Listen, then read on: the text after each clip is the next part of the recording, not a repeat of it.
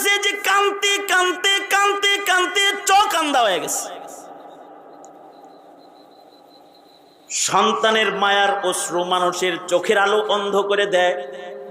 যেমন ইয়াকুব আলাইহিস সালাতু ওয়াস সালাম ইউসুফ আলাইহিস সালামের শোকে কানতে কানতে অন্ধ হয়ে গেছে। বৃদ্ধা নারী স্বামীর শোক, সন্তানের শোক সইতে না পেরে কানতে কানতে অন্ধ হয়ে গেছে। বাঁচার দায়ে পরের বাড়ি ভিক্ষা করে করে খায়, কিন্তু আল্লাহর কাম আল্লাহ করতেছে। বিদেশ বাড়িতে তার সন্তানটা একদিন অসুস্থ হয়ে গেছে। এমন অসুস্থ হয়েছে যে তার যৌবন নষ্ট হয়ে গেছে, দেহ দুর্বল হয়ে গেছে।